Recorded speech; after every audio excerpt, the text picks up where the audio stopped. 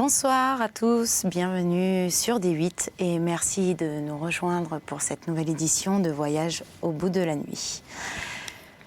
Nous sommes en train de lire en ce moment le fameux Tartarin de Tarascon, ce livre écrit en 1872 par Alphonse Daudet, et nous en étions arrêtés au chapitre 10 de la première partie. Bien sûr, vous pouvez nous envoyer vos petits messages sur tous les réseaux sociaux avec le hashtag VBN. Posez vos questions et on y répondra. Je m'en étais arrêtée à la page 46. Tartarin donnait toutes les explications qu'on voulait. Il avait lu Jules Gérard et connaissait la chasse au lion sur le bout des doigts, comme s'il l'avait faite. Aussi parlait-il de ces choses avec une grande éloquence.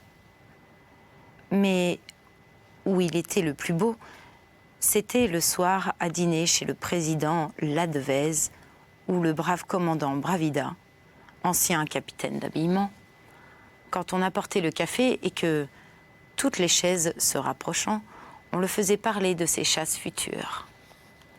Alors, le coude sur la nappe, le nez dans son moka, le héros racontait d'une voix émue tous les dangers qui l'attendaient là-bas. Il disait les longs affûts sans lune, les marées pestilentielles, les rivières empoisonnées par la feuille du laurier rose, les neiges, les soleils ardents, les scorpions, les pluies de sauterelles.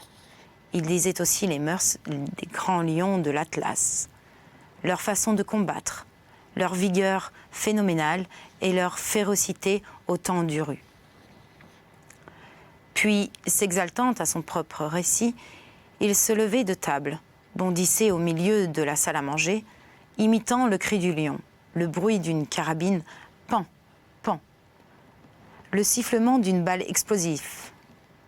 Gesticulaire, rugissait, renversait les chaises.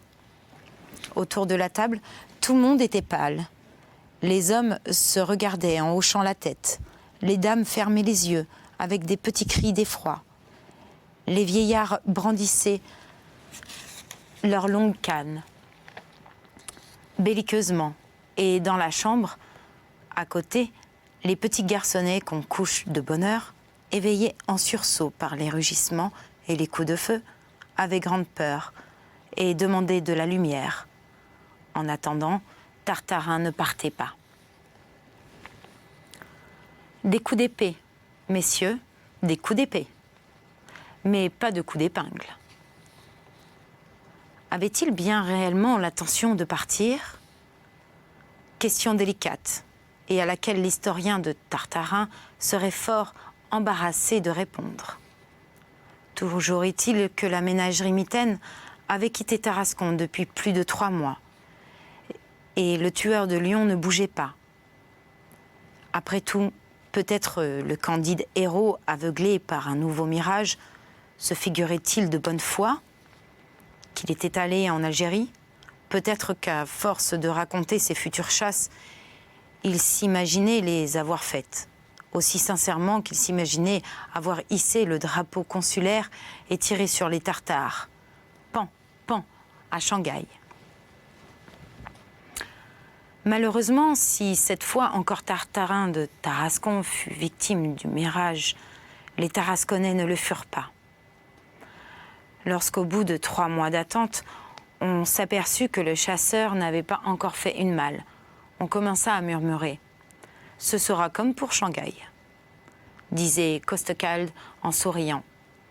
Et le mot de l'armurier fit fureur dans la ville, car personne ne croyait plus en Tartarin.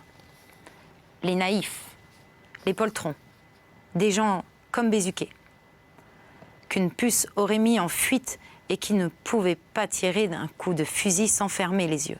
Cela, surtout, était impitoyable. Au cercle, sur l'esplanade, ils arboraient le pauvre Tartarin avec des petits airs goguenards. Et autrement, pour quand ce voyage ? Dans la boutique Costecalde, Son opinion ne faisait plus foi. Les chasseurs de casquettes reniaient leur chef. Puis les épigrammes s'en mêlèrent. Le président Ladevez, qui faisait volontiers en ses heures de loisirs 2 doigts de cour à la muse provençale, composa dans la langue du cru une chanson qui eut beaucoup de succès. Il était question d'un certain grand chasseur appelé Maître Gervais, dont le fusil redoutable devait exterminer jusqu'au dernier tous les lions d'Afrique. Par malheur, ce diable de fusil était de complexion singulière. On le chargeait toujours, il ne partait jamais. Il ne partait jamais, vous comprenez l'allusion. En un tour de main, cette chanson devint populaire, et quand Tartarin passait, les portefaix du quai, les petits décrotteurs de devant sa porte, chantaient en chœur. Loup fusiou de Maître Gervais. Toujours loup cargou, toujours loup cargon. Loup fusiou de Maître Gervais, toujours loup cargon, partent jamais. Seulement cela se chantait de loin, à cause des doubles muscles. Ô fragilité des encouragements de Tarascon. Le grand homme, lui, feignait de ne rien voir, de ne rien entendre. Mais au fond, cette petite guerre sourde et venimeuse l'affligeait beaucoup. Il sentait Tarascon lui glisser dans la main. La faveur populaire allait à d'autres. Et cela le faisait horriblement souffrir. Ah, la grande gamelle de la popularité. Il fait bon s'asseoir devant, mais quel échaudement quand elle se renverse. En dépit de sa souffrance, Tartarin souriait et menait paisiblement sa même vie, comme si de rien n'était. Quelquefois, cependant, ce masque de joyeuse insouciance qu'il s'était par fierté collé sur le visage se détachait subitement.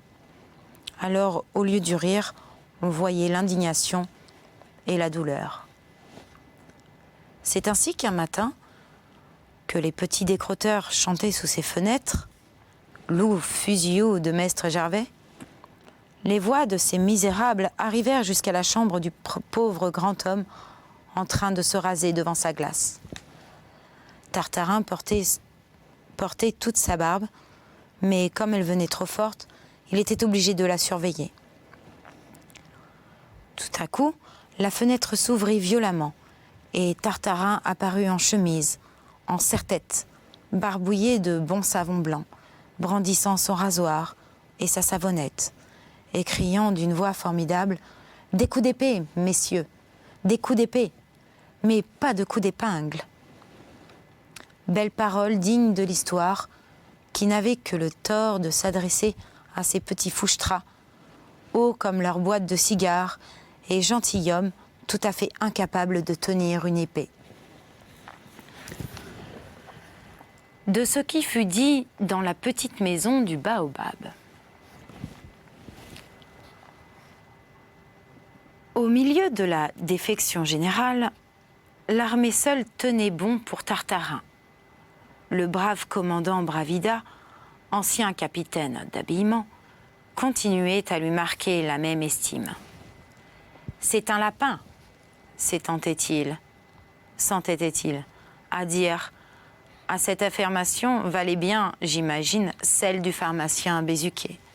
Pas une fois le brave commandant n'avait fait allusion au voyage en Afrique. Pourtant, quand la clameur publique devint trop forte, il se décida à parler.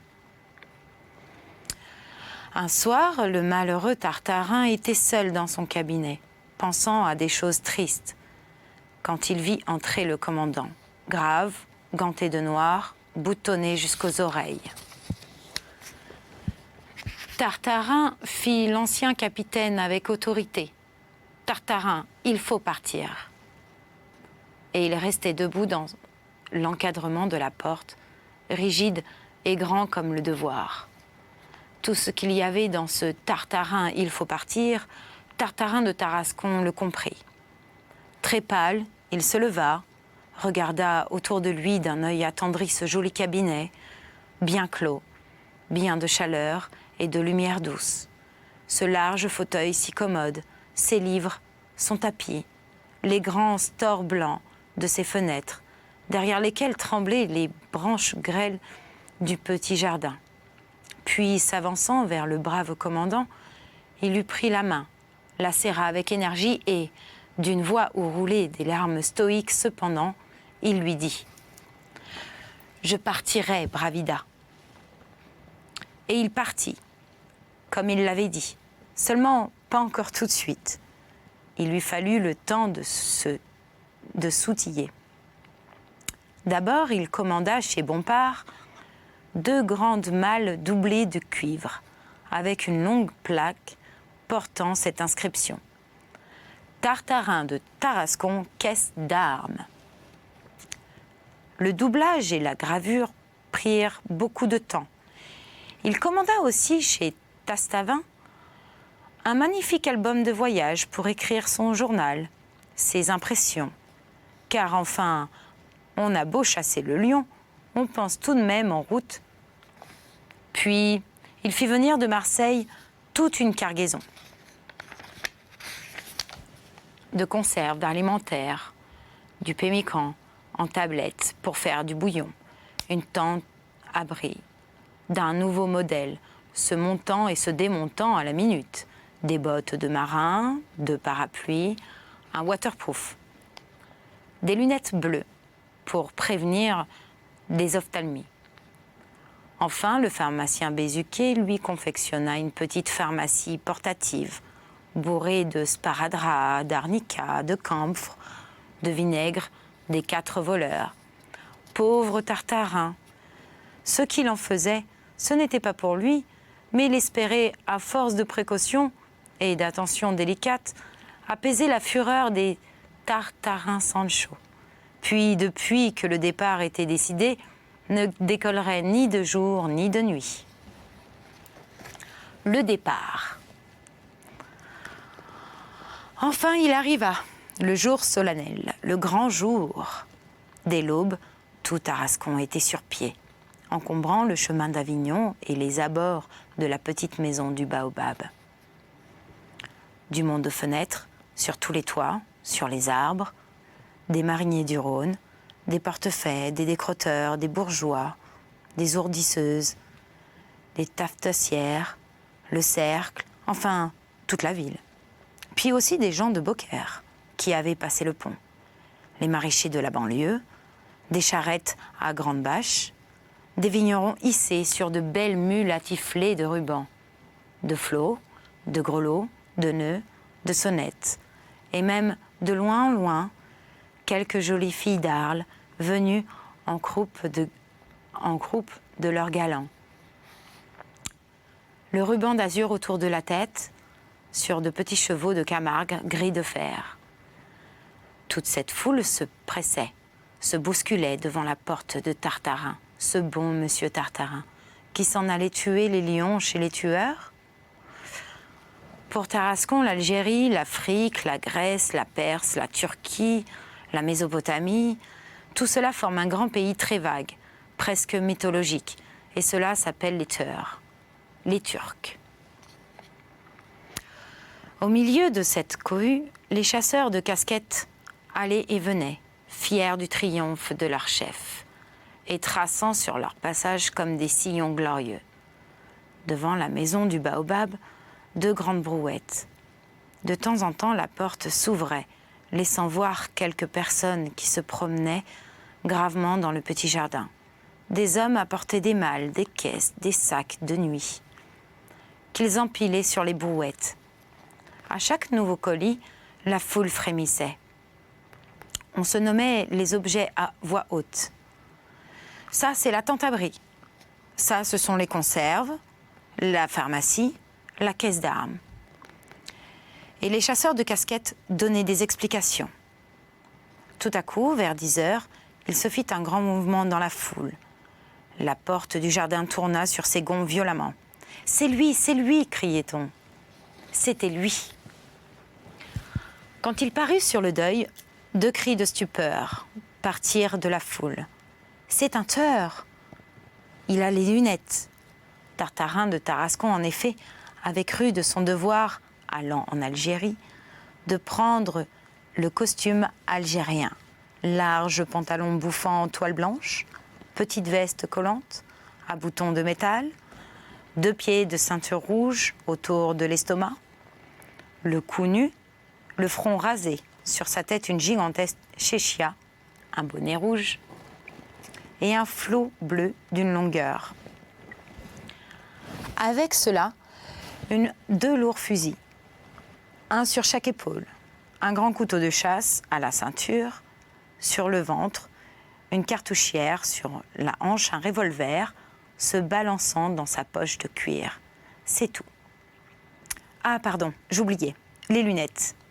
Une énorme paire de lunettes bleues qui venait là, bien à propos, pour corriger ce qu'il y avait d'un peu trop farouche dans la tournure de notre héros.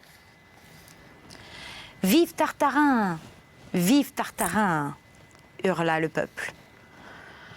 Le grand homme sourit, mais ne salua pas, à cause de ces fusils qui le gênaient. Du reste, il savait maintenant à quoi s'en tenir sur la faveur populaire. Peut-être même qu'au fond de son âme, il maudissait ces terribles compatriotes qui l'obligeaient à partir, à quitter son joli petit chez lui, aux murs blancs, aux persiennes vertes, mais cela ne se voyait pas. Calme et fier, quoique un peu pâle, il s'avança sur la chaussée, regarda ses brouettes et, voyant que tout était bien, prit gaillardement le chemin de la gare, sans même se retourner une fois vers la maison du baobab.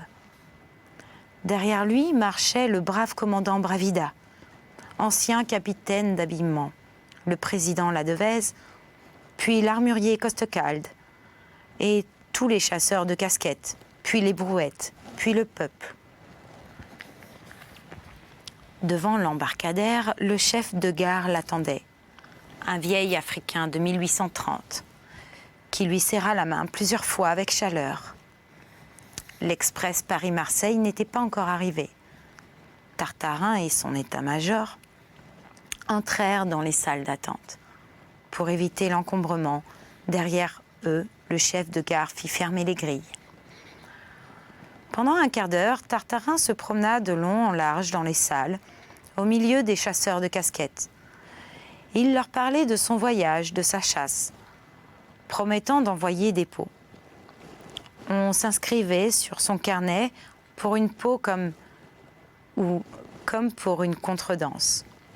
Tranquille et doux comme Socrate, au moment de boire la ciguë, l'intrépide Tarasconnais avait un mot pour chacun, un sourire pour tout le monde. Il parlait simplement, d'un air affable. On aurait dit qu'avant de partir, il voulait laisser derrière lui comme une traînée de charme, de regrets, de bons souvenirs.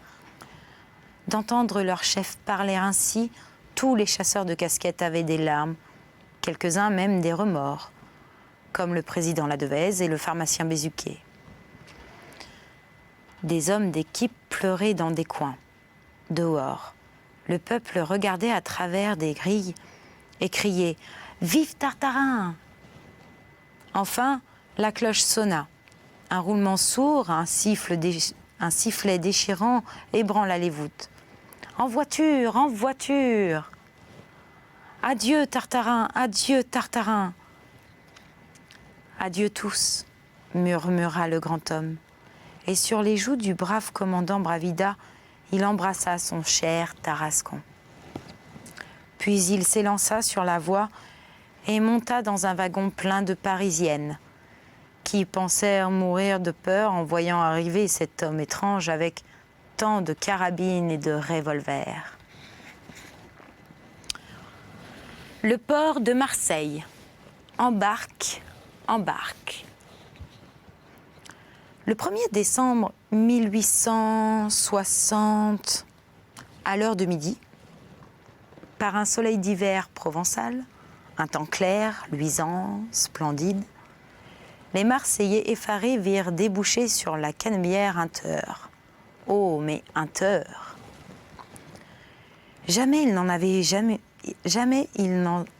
vu un comme celui-là. Et pourtant, Dieu sait s'il en manque à Marseille des teurs. Le teur en question, ai-je besoin de vous le dire? C'était Tartarin, le grand Tartarin de Tarascon, qui s'en allait le long des quais, suivi de ses caisses d'armes, de sa pharmacie, de ses conserves, rejoindre l'embarcadère de la compagnie Touache et le paquebot, le Zouave, qui devait l'emporter là-bas. L'oreille encore pleine des applaudissements tarasconnais, grisée par la lumière du ciel, l'odeur de la mer, Tartarin, rayonnant, marchait, ses fusils sur l'épaule. La tête haute, regardant de tous ses yeux ce merveilleux port de Marseille qu'il voyait pour la première fois et qui l'éblouissait, le pauvre homme croyait rêver. Il lui semblait qu'il s'appelait Simbad, le marin, et qu'il errait dans une de ces villes fantastiques, comme il y en a dans les 1001 nuits.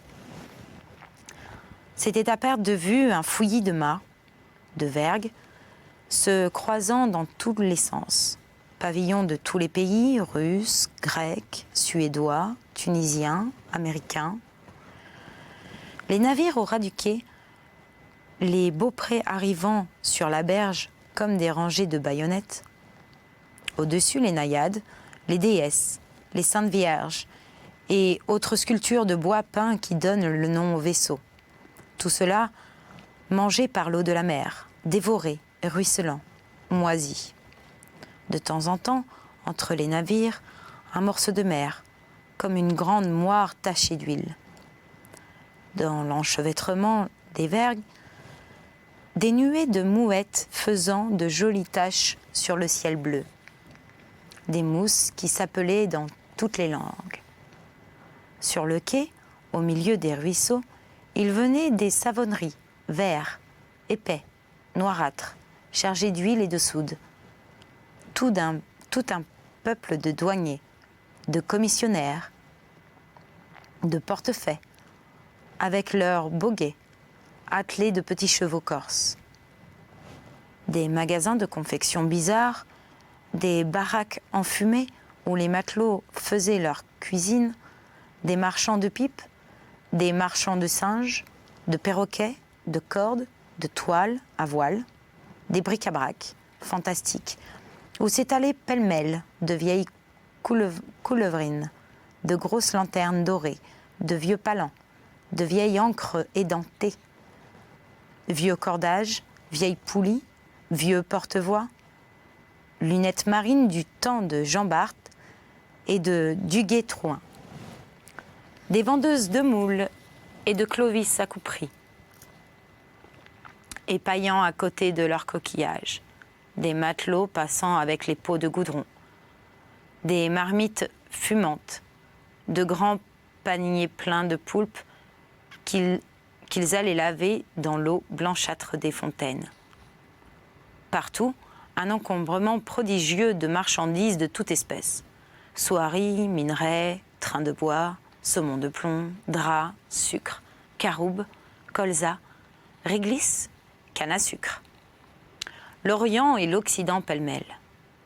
De grands tas de fromages de Hollande que les Génoises teignaient en rouge avec leurs mains.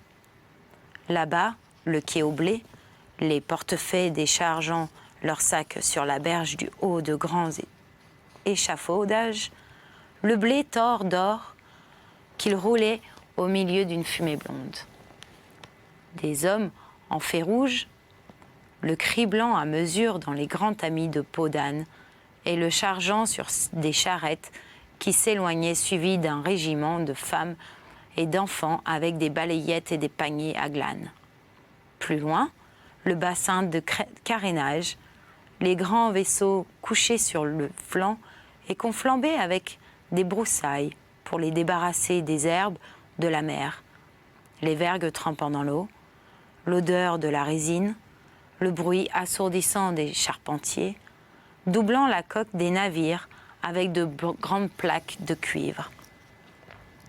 Parfois, entre les mâts, une éclaircie. Alors Tartarin voyait l'entrée du port, le grand va-et-vient des navires, une frégate anglaise partant pour Malte, pimpante et bien lavée, avec des officiers en gants jaunes, ou bien un grand brick marseillais démarrant au milieu des cris, des jurons, et à l'arrière d'un gros capitaine en redingote et chapeau de soie, commandant la manœuvre en provençal. Des navires qui s'en allaient en courant, toutes voiles dehors. D'autres là-bas, bien loin, qui arrivaient lentement dans le soleil, comme en l'air. Et puis, tout le temps en tapage effroyable, roulement de charrettes. Oh, hiss, des matelots jurons, chants, sifflets de bateaux à vapeur, les tambours et les clairons du fort Saint-Jean, du fort Saint-Nicolas, les cloches de la Major, des accoules de Saint-Victor.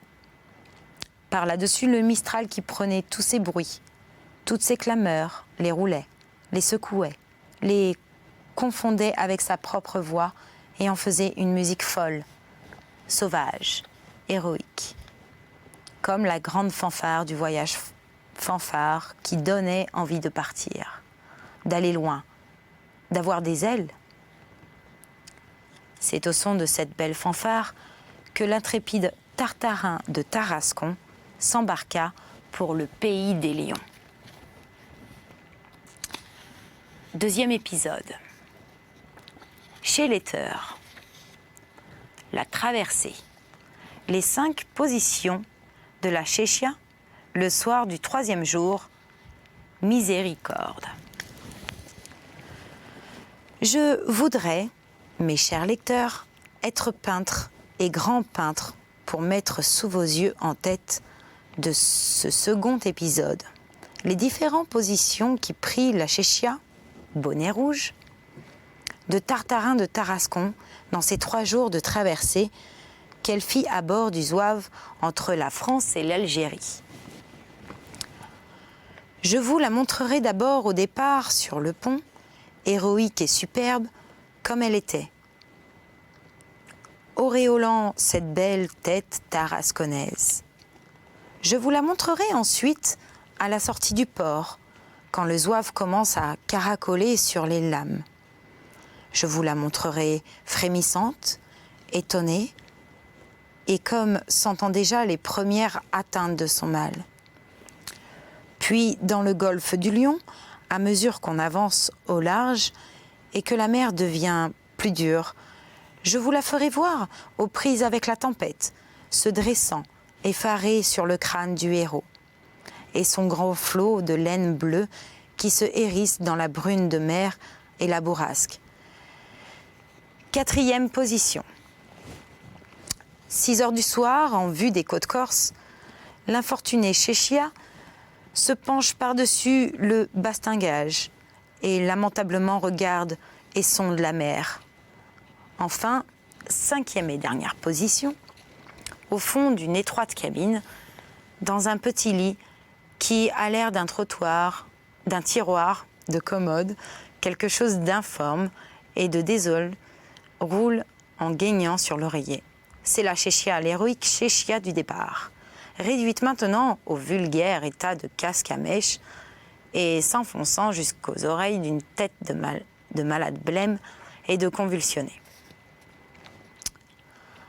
Ah, si les Tarasconnais avaient pu voir leur grand Tartarin couché dans son tiroir de commode, sous le jour blafard et triste qui tombait des hublots parmi cette odeur fade de cuisine et de bois mouillé, l'écœurante odeur du paquebot, s'il l'avait entendu râler à chaque battement de l'hélice, demander du thé toutes les 5 minutes et jurer contre le garçon avec une petite voix d'enfant, comme il s'en serait voulu de l'avoir obligé de partir.